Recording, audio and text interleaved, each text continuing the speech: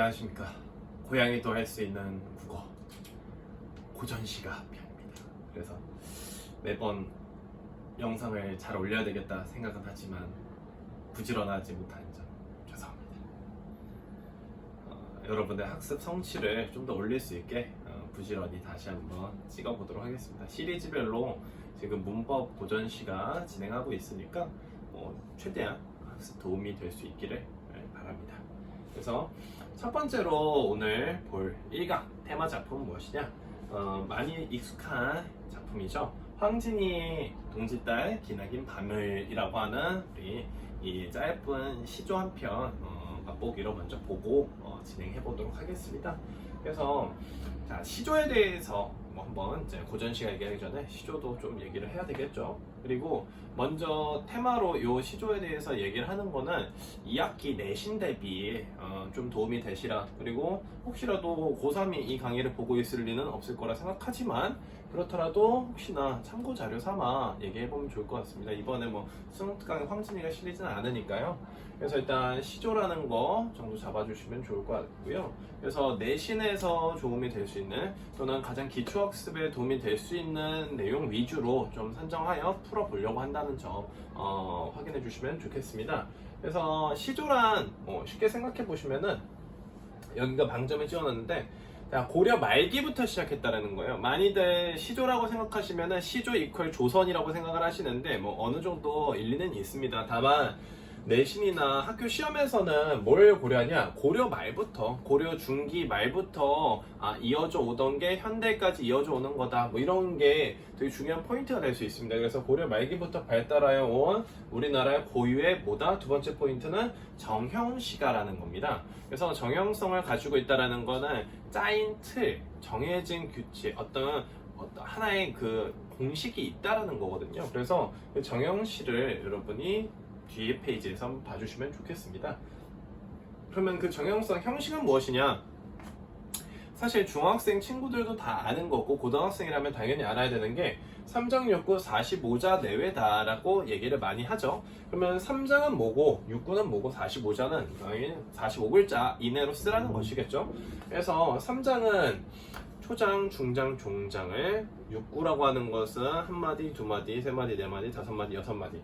그래서 요걸 쉽게 표현한 거를 뒤에 그림으로 좀 놨고요. 그래서 각 장은 초장, 중장, 종장 각 장은 3, 4조 또는 4, 4조의 음수율을 갖습니다. 그래서 글자의 수가 어느 정도 일정한 규칙성을 갖는다. 그래서 이 음수율이라고 하는 것 또한 역시 리듬감을, 운율을 형성할 수 있는 요소가 됩니다.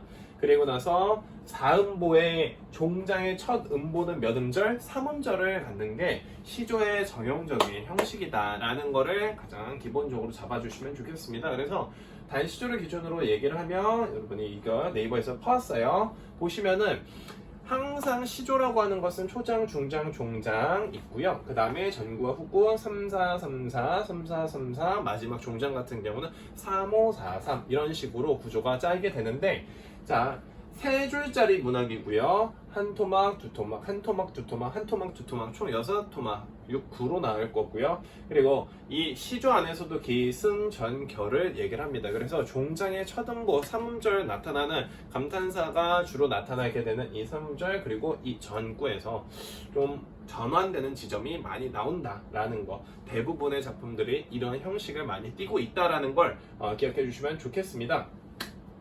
자, 시조의 형식에 대해서 많이 알고 있는 내용이기 때문에 좀 빠르게 한번 잘 살펴봤는데 혹시 추가적으로 궁금하신 것들은 질문 댓글 남겨주시고 자, 시조의 내용에 대해서 여러 가지 주제들이 있어요.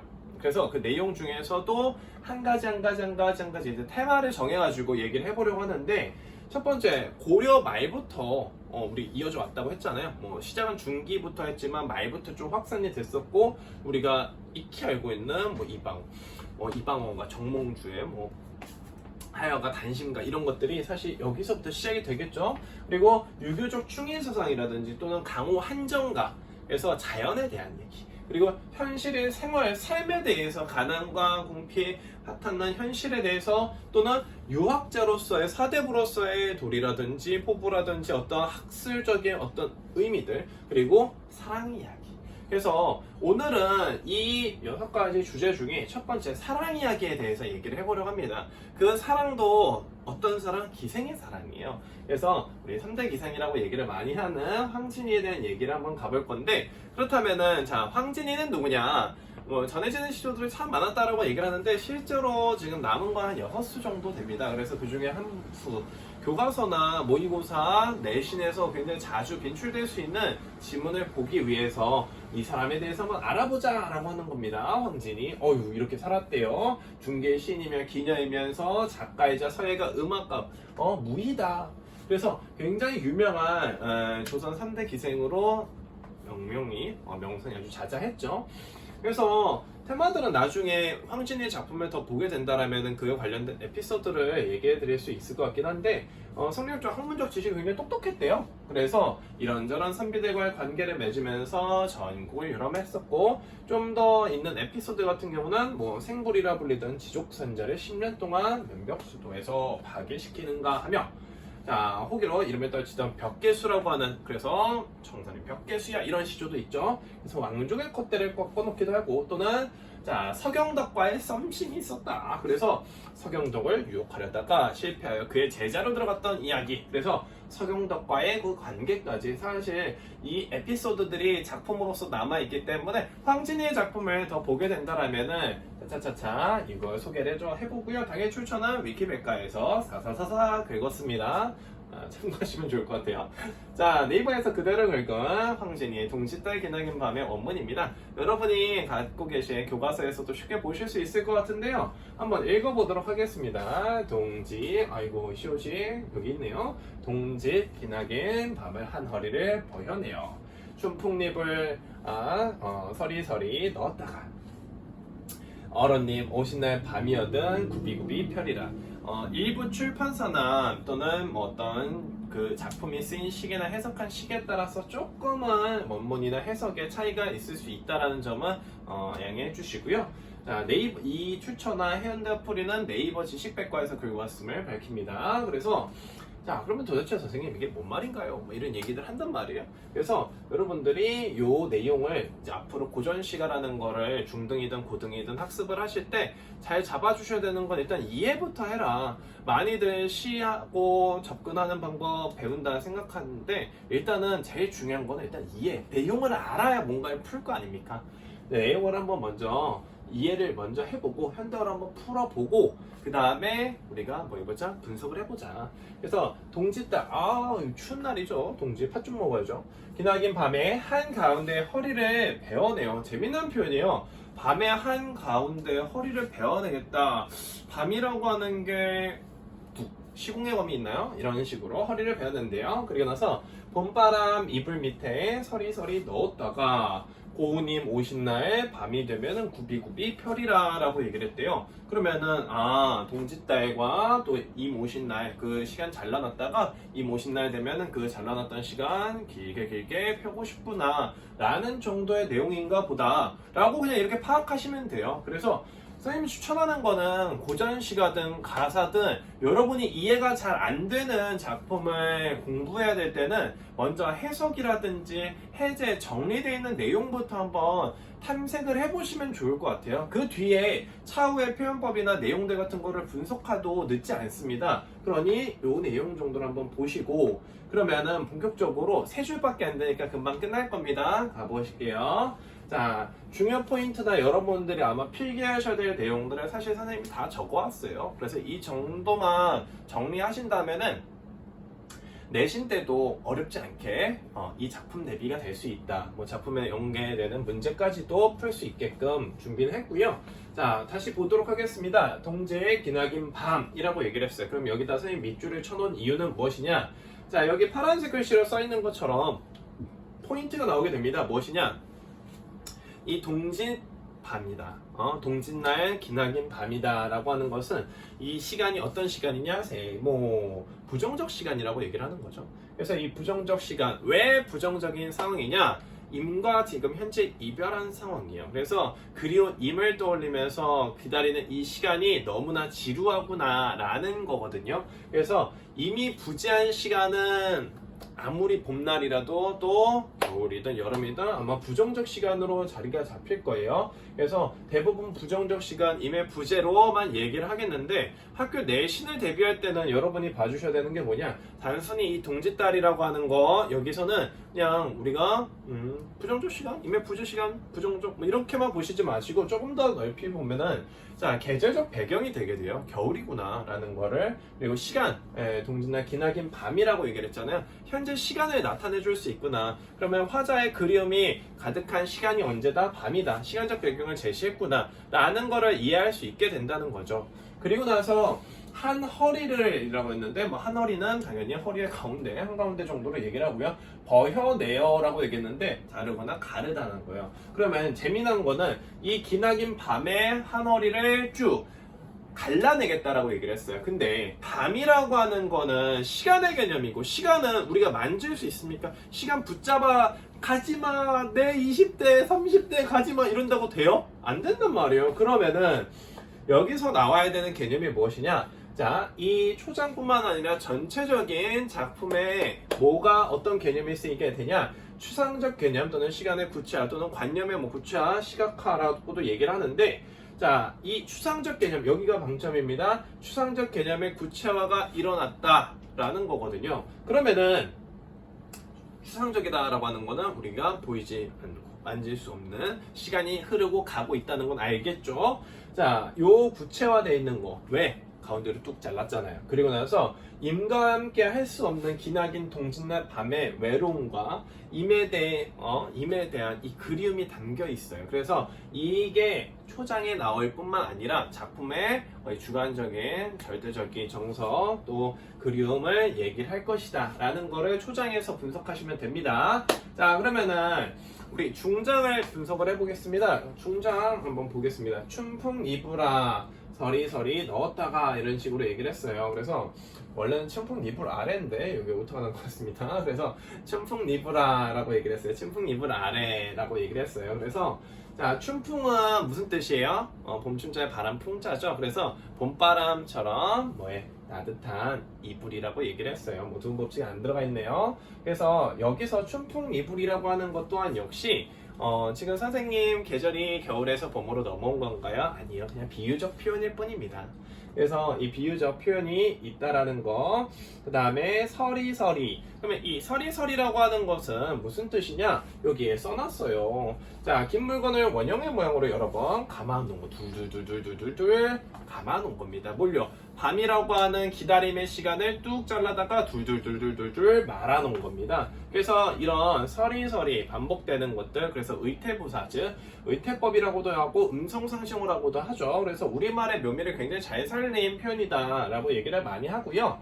그리고 넣었다가 라고 얘기를 합니다. 그러면은 자, 기다림은 어때요? 지루하죠. 그래서 기다림의 시간을 단축하고 싶은 거예요. 그래서 기다림의 시간을 단축했다가 이미 오신 날 밤이었든 또는 이미 오신 그 상황은 앞으로 이 날이 오래도록 지속되게 오랜 시간을 함께하고 싶기를 바라면서 펼 거예요. 그래서 여기 대조라고 하는 거에 포인트를 써놨는데 이 작품에서는 두 가지 상황의 대조가 있습니다.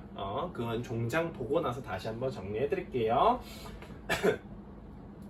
자, 그래서 어로님 오신 날 밤이라고 얘기를 했습니다. 그러면은 어로님이라고 하는 게 여기가 시험에 자주 나오는 범위가 되겠죠. 자, 해석을 해보면은 정본을 맺은 내 사랑하는 님 정도가 될 수 있겠죠. 근데 그 님이 오신 날 밤이었든 오신 날 밤인 거예요. 그러면은 아까 동짓달 기나긴 밤은 이미 부정적인 시간이었어요. 근데 어른님 오신 날 밤이라는 것은 이미 오신 임가의 재회가 이뤄진 긍정적인 시간이 되겠죠. 그래서 동짓달 밤과 어른님 오신 날 밤은 대조될 수밖에 없다는 겁니다. 그리고 나서 여기서 선생님 정말 이거 이루어진 사랑인가요? 재회가 있나요?가 아니라 가정한 겁니다.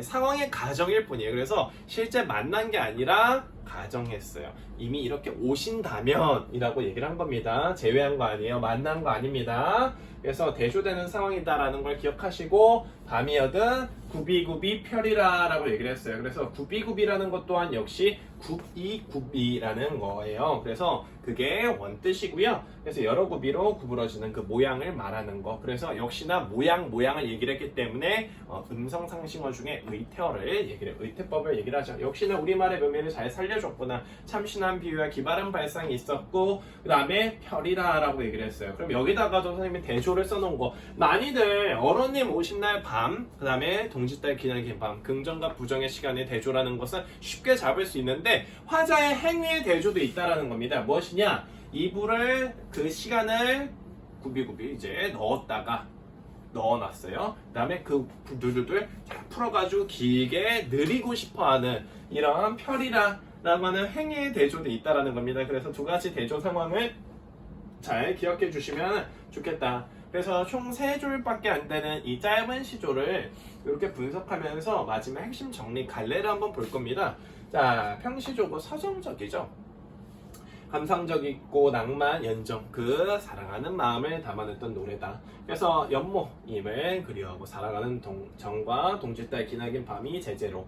그래서 결국 임을 기다리는 애타는 마음을 표현을 했다라는 게 작품의 주된 정서, 황진이의 정서이겠죠. 그래서 자, 여기서 나라고 하는 거 작품의 화자가 표면에 드러나지 않습니다. 황진이는 이면적 화자고 시적 상황은 뭘까요? 사랑하는 임과 헤어져 있는 상황이며 화자의 정서와 태도는 그럼 어떻게 되겠냐? 임을 기다리는 절실함과 그리움이 미래 상황에 대한 상상으로 표현이 됐다. 그래서 과거에 이렇게 참신하게 또 기발한 생각을 어떻게 했을까?